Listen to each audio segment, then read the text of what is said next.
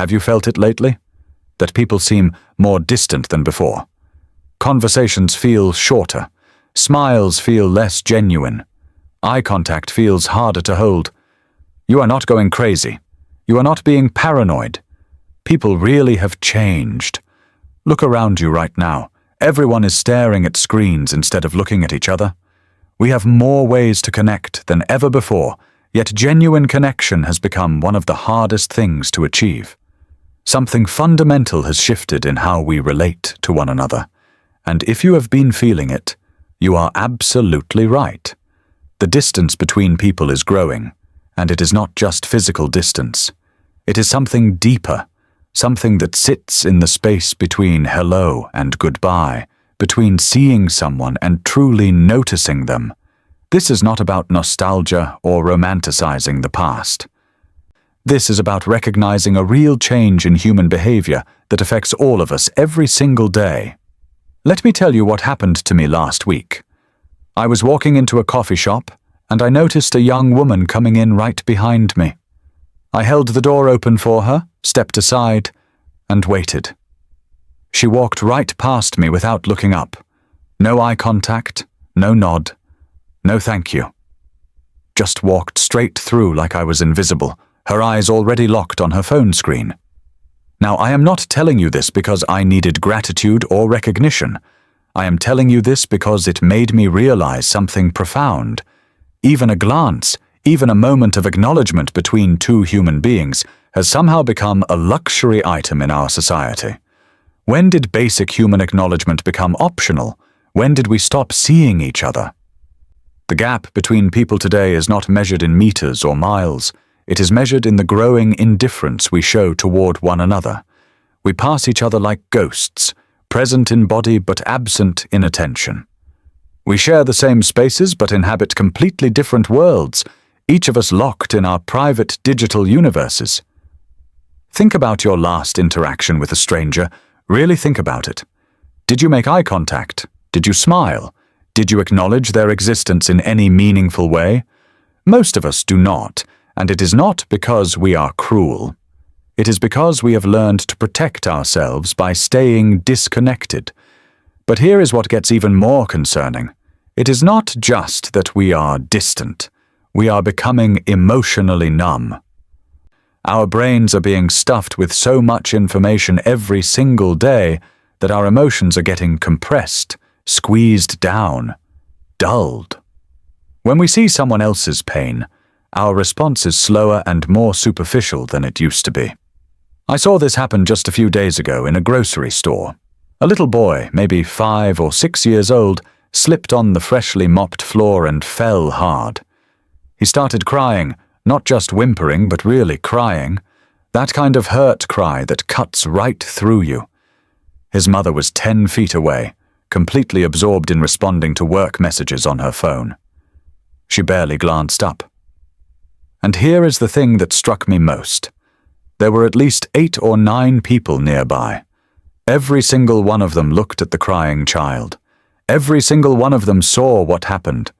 And every single one of them just kept walking. Nobody stopped. Nobody asked if he was okay. Nobody helped him up. They saw the pain. They registered it on some level, but they did not know how to respond to it anymore. Or maybe they just chose not to. When your mind is overflowing with noise, constant notifications, endless information, viral videos, breaking news, there is simply no room left for empathy. Compassion requires space, and we have filled all our mental space with digital clutter. This emotional numbness is not a character flaw. It is a survival mechanism. We are trying to protect ourselves from being overwhelmed, but in protecting ourselves, we are losing the ability to feel for others. We are losing one of the most essential qualities that makes us human. And then there is the fear. People are more guarded now than ever before. Everyone is in defensive mode by default. We are afraid of getting hurt. We are afraid of being judged. We are afraid of opening up and being vulnerable. Think about the last time you tried to have a real conversation with a friend. Not small talk about weather or work. a real conversation about what you are feeling, what you are struggling with, what keeps you up at night. How did they respond? If you are like most people, you probably got a brief, surface-level response. Maybe a quick message saying they are sorry you are going through that, followed by nothing. No follow-up, no real engagement. Not because they do not care, but because they do not know how to hold space for your emotions anymore. Or they are too afraid to try. We share our thoughts and feelings, and they are treated like burdens. We reach out for connection, and we are made to feel like we are being inconvenient. So we learn to keep things to ourselves. We learn to put up walls. We learn to say we are fine when we are falling apart inside. This is not cruelty. This is fear. People are not becoming more heartless. They are becoming more afraid. Afraid that if they let you in, you might hurt them. Afraid that if they show they care, they will be taken advantage of. Afraid that vulnerability equals weakness in a world that rewards toughness and self-sufficiency. But where did this fear come from? Why has it grown so strong? The answer lies in the world we have built around ourselves. Modern life is moving at a speed that human psychology was never designed to handle. We are trying to keep up with a pace that is fundamentally incompatible with our emotional and mental capacity. Technology promised to bring us closer together. Instead, it has taught us to compare ourselves constantly. Every time you open social media, you are bombarded with carefully curated highlights from other people's lives.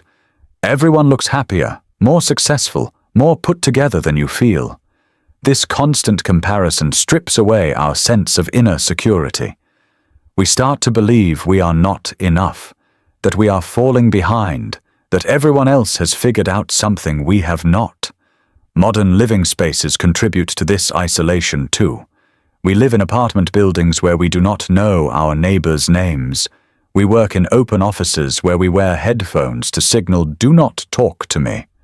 We commute in cars or trains where everyone is looking down at their devices.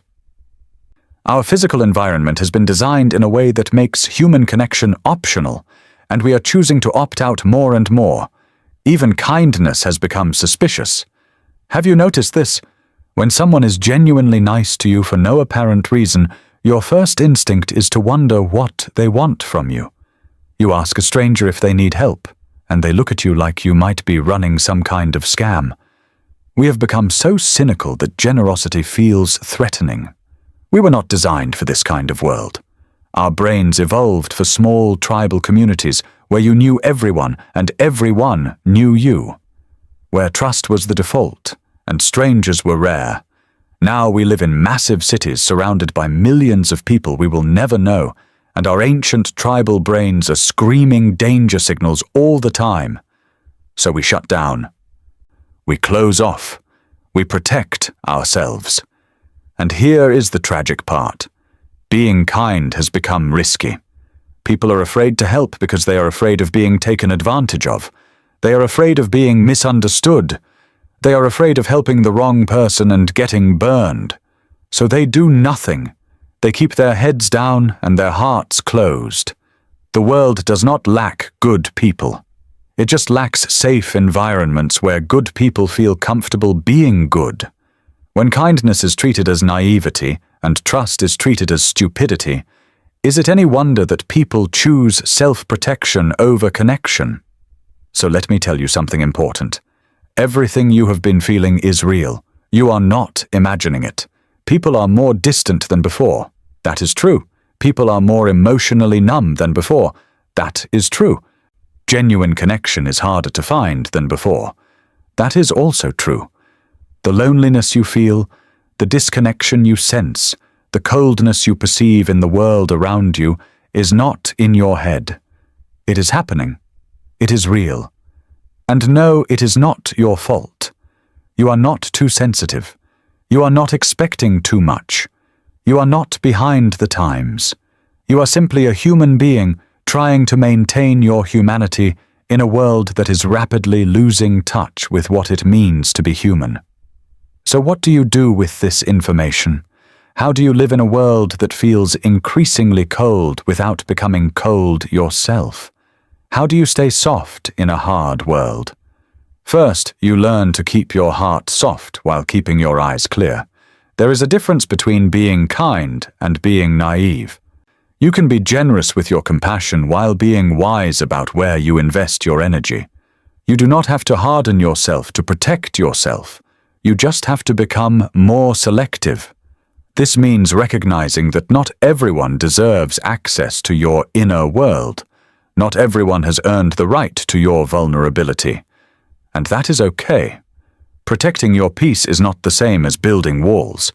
It is about having boundaries that honor your emotional well-being while remaining open to genuine connection when it appears.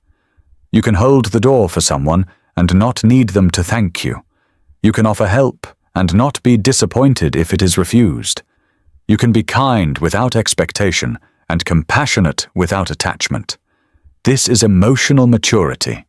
This is how you stay human in an increasingly inhuman world.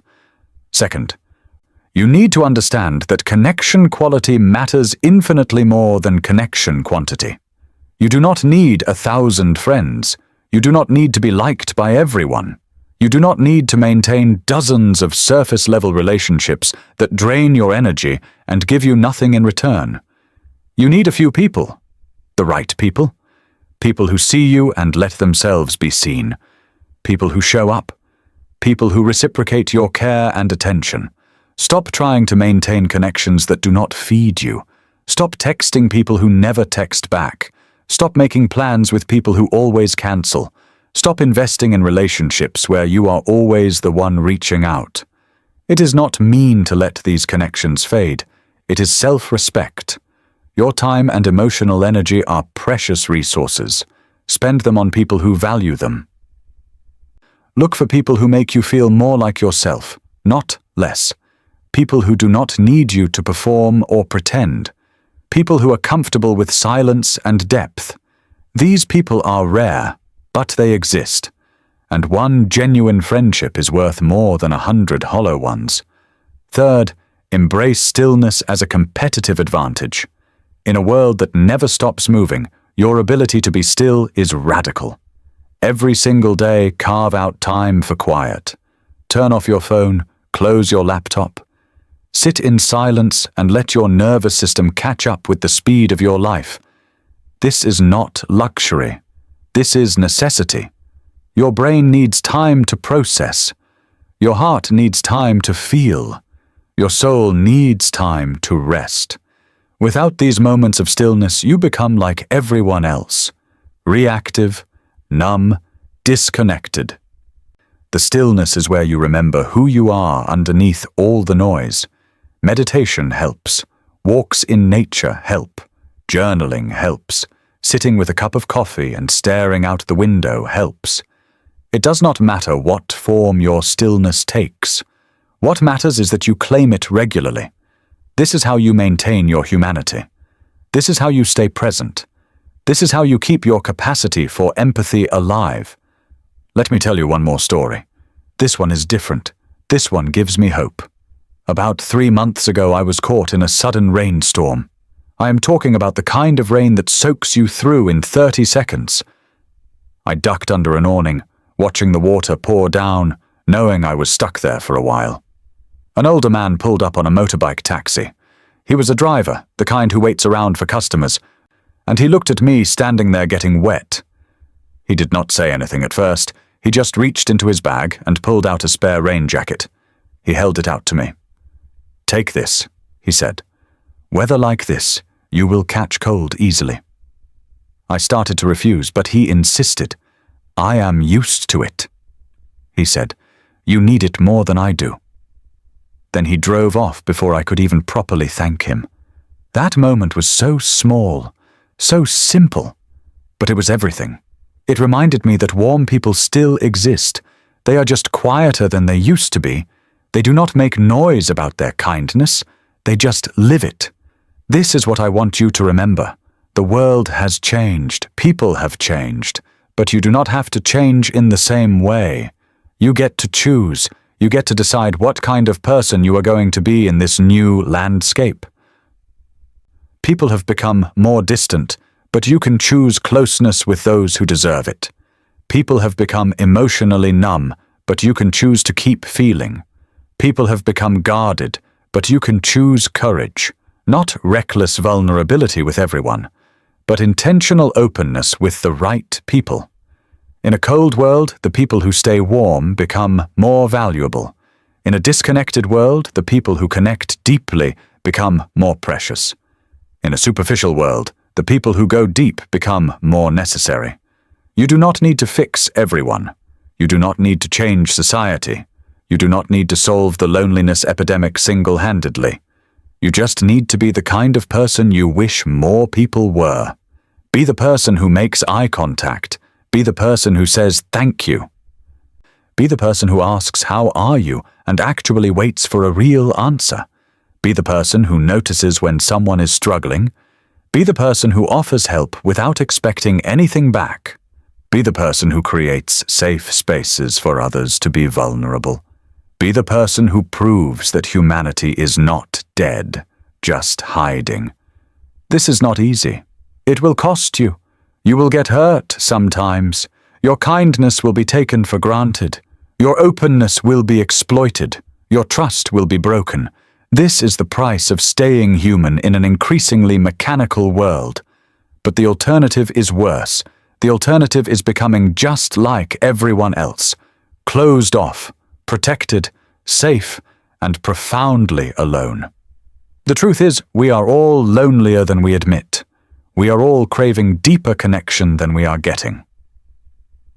We are all pretending to be fine while feeling empty inside, and most of us are waiting for someone else to make the first move, waiting for someone else to break through the ice, waiting for someone else to create the safe space we all desperately need. What if that someone was you? What if you stopped waiting for the world to get warmer and decided to be a source of warmth yourself? Not because you are responsible for fixing everything, but because you refuse to let the coldness win. Because you know that every small act of genuine human connection matters. Because you understand that we change the world one interaction at a time. When you hold the door and someone does not thank you, hold the door again tomorrow. When you smile and someone does not smile back, keep smiling. When you reach out and someone does not reach back, keep reaching. Not because you are naive, not because you are a doormat, but because you know who you are. And you know that your warmth does not depend on other people reciprocating it. You are not responsible for how others respond to your kindness. You are only responsible for continuing to offer it. This is how you maintain your integrity. This is how you sleep well at night. This is how you look at yourself in the mirror and recognize the person looking back. The world needs people who refuse to go numb, people who insist on feeling even when feeling hurts, people who choose connection even when connection is risky, people who believe that humanity is worth fighting for, one conversation at a time, one interaction at a time, one moment of genuine presence at a time. Yes, people have changed. Yes, the world has gotten harder. Yes, connection requires more effort than it used to. But none of that means you have to give up on people. None of that means you have to protect yourself so thoroughly that nobody can reach you. None of that means you have to become cold just because the temperature dropped. Be the reason someone believes good people still exist. Be the reason someone feels seen today. Be the reason someone remembers what real human connection feels like. Be the warm spot in a cold world. Not because you have to, not because anyone expects it, but because you choose to, because that is who you are, because that is the kind of world you want to live in. The distance between people will keep growing if we all keep pulling away. The emotional numbness will keep spreading if we all keep shutting down. The fear will keep multiplying if we all keep hiding. But it stops with the people who decide it stops with them. It changes with the people who choose to be different. It gets better because of people like you who refuse to let it get worse. So stay soft, Stay open, stay human, not foolishly, not recklessly, but intentionally and wisely. Choose your people carefully, but love them deeply. Protect your energy fiercely, but give it generously to those who honor it. Be discerning, but not cynical. Be careful, but not closed. This is your work now, not to save the world, but to save your own humanity, to keep your heart alive in a world trying to numb it, to maintain your capacity for love in a culture of indifference, to be living proof that another way is possible. People have changed, but you do not have to be like them. You get to be the exception. You get to be the light. You get to be the one who makes it all feel a little less cold, even if it is just for one person, even if it is just for one moment. That moment matters. That person matters. And so do you.